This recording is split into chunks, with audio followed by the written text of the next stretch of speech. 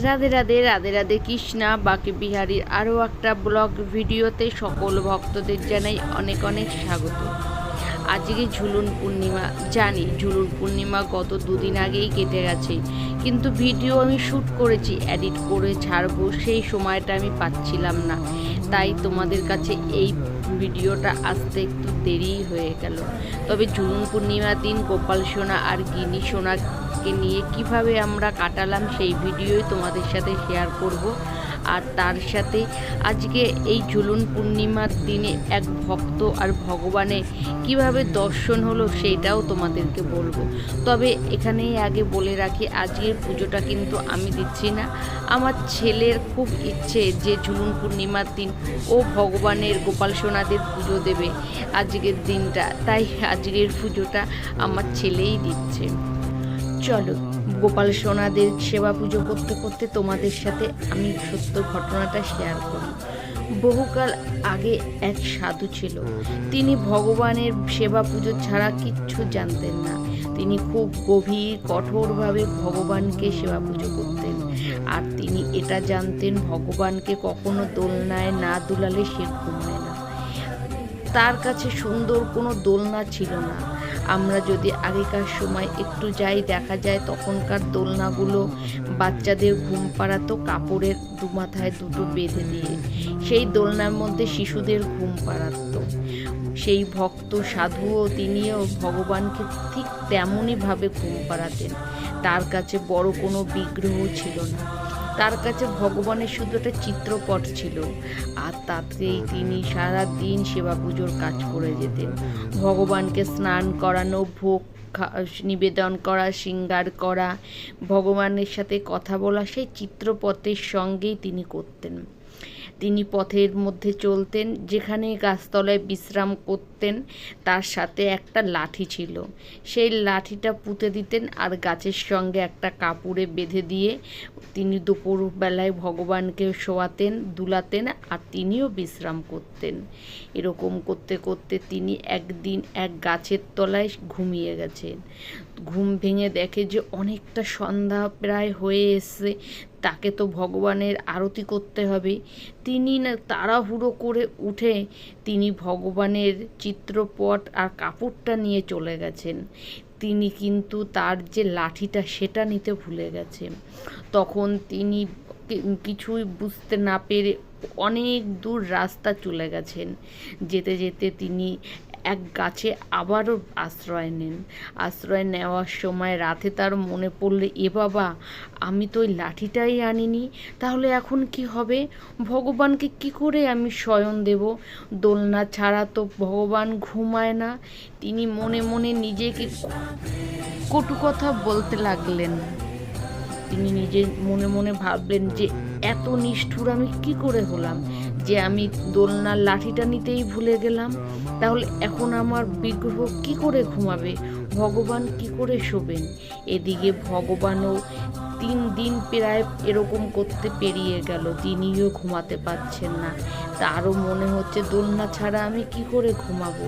তিনি রাজ পালঙ্কে শুয়ে তবুও তার শান্তি হচ্ছে না। না পাচ্ছে সেই পথিক সাধু ঘুমাতে, না পাচ্ছে ভগবান ঘুমাতে। তখন একদিন তার মনে হলো যে না, এরকমভাবে তো হয় না, তাহলে আমি এখন কোথায় লাঠিটা খুঁজবো? আর ভগবানকেও খুব মনে মনে তিনি বকাবকি করতে লাগলেন। তিনি একটাই কথা বলতে লাগলেন যে তুমি কেমন ভগবান, তুমি কেমন অন্তর্যামী, আমি যদি ভুলে যাই তুমি কি আমাকে একবারও মনে করিয়ে দিতে পারোনি যে দেখ আমি যে নিয়ে যাচ্ছিস আমাকে, তুই তো আমার দোলনার লাঠিটাই ফেলে যাচ্ছিস, তাহলে আমি কি করে ঘুমাবো? তুমি কেমন অন্তর্যামী যে আমার অন্তরে একবার সাড়াও দিতে পারোনি? এই ভাবতেন তিনি দিন রাত, আর নিজের উপর নিজেই রাগ করে থাকতেন। 3 দিন এরকম করে কেটে যাওয়ার পর না পাচ্ছে সেই পথিক সাধু ঘুমাতে, না পাচ্ছে তিনি ভগবান ঘুমাতে। এরই মধ্যে তিনি একদিন দুপুরবেলায় তিনি যেন অস্থির হয়ে উঠেছে। 3 দিন না খাওয়া অবস্থায় তিনি একটাই কথা ভেবে যাচ্ছেন যে আমি এখন কি করে দোলাবো ভগবানকে, আর কি করে তাকে শয়নে পাঠাবো। এই ভাবতে ভাবতে 3 দিন না খেয়ে থাকা ক্লান্ততে চোখ বুজে যেন গাছতলাতেই গভীর নিদ্রায় গেলেন। যখন তিনি গভীর নিদ্রায় রয়েছেন তখন হঠাৎ দেখেন তার সামনে বাঁশি হাতে, ময়ূর পুচ্ছ মাথায়, পাগড়ি বাঁধা নীলাম্বরী একজন এসে দাঁড়ালেন। তাকে বললেন, আমি যে 3 দিন ধরে ঘুমাতে পারছি না। তখন সাধু বললেন, তুমি কিরকম অন্তর্যামী যে তুমি একবার আমাকে স্মরণ করাতে পারোনি যে তুই লাঠিটা রেখে গেলে আমি দোলনায় তোকে দুলাবো কি করে, আর দোলনায় যদি আমি না দুলাই তাহলে তুমি ঘুমাবে কি করে। হ্যাঁ, তোমার কি এইটুকুও দায়িত্ব নেই? এইটুকুও কি তুমি মনে রাখতে পারো না যে আমি যে যাচ্ছি চলে, যে লাঠিটা যে ফেলে যাচ্ছি, আমি এখন তোমাকে কি করে দোলাবো। ভগবান চুপচাপ তার দিকে 2 চোখ ভরে তাকিয়ে মৃদু মৃদু হাসছেন। তখনও তার হুঁশ আসছে না যে ভগবান স্বপ্নে স্বয়ং এসেছে। চারিদিকে উজ্জ্বল ঝিকমিকি আলো, মনে হচ্ছে যেন কে তার গা থেকে আগুনের ছটা বেরিয়ে আসছে। চারিদিকে পুষ্প যেন সজ্জিত হয়ে আছে। তখন যখন ভগবানকে তিনি মনে মনে খুব বকাবকি করছেন, তখন যেন তাকে ভগবান ছুতে তার হোশ ফিরে আসলো। সে যেন একটা আলাদা দুনিয়ায় চলে গেল। তখন তাকে বলছে যে তুমি যে ফেলে এসছো, আমি যে ঘুমাতে পারছি না, আর আজ যদি এই ভুলটা তুমি না করতে তাহলে তুমি যে এখনও আমার দর্শন পেতে না। অতএব এটা তো আমারই নীলা ছিল যে তুমি তোমার দোলনায় যে দুলাবে সেই লাঠিটা ফেলে আসা। তখন এই কথা শুনে সাধু ব্রাহ্মণ 2 চোখ বেয়ে নয়ন বেয়ে তার জল ঝরতে লাগলো। তখন তিনি বললেন, ভগবান, আমি যে তোমাকে কিছুই দিতে পারি না, এই দোলনায় শুধু দুলিয়ে তোমাকে আমি ঘুম পাড়াতে পারি। আমার কাছে তো টাকা পয়সা, বাড়ি ঘর কিছুই নেই।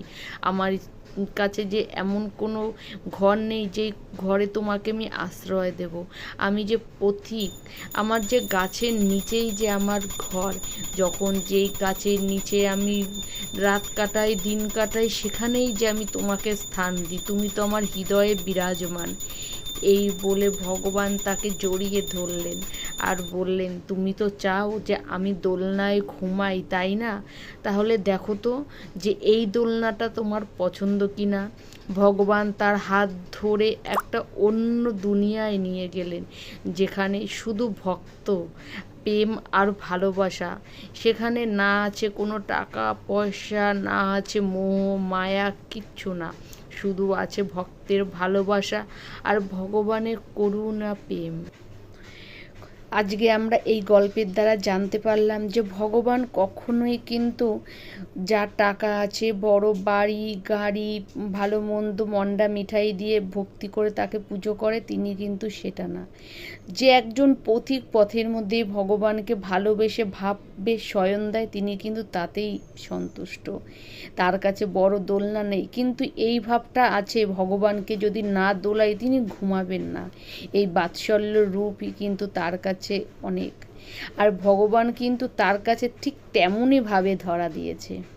চলো, আমাদের তো এই গল্পের দ্বারা এই শিক্ষাটা হলো যে তিনি হচ্ছে ভাবের ঠাকুর। যেই ভাব নিয়ে তাকে পুজো করা হয় তিনি সেইভাবেই সাড়া দেন। কথা বলতে বলতে কিন্তু এখন প্রায় বিকেল গড়িয়ে সন্ধে প্রায়, আর এখন আমি কিন্তু মালা গাচ্ছি, আর এই মালাটা আমি সন্ধ্যের সময় আমার গোপাল সোনাদের পরাবো। আমি সবসময় মালা গেঁথে পরানোটাই পছন্দ করি। আর আমার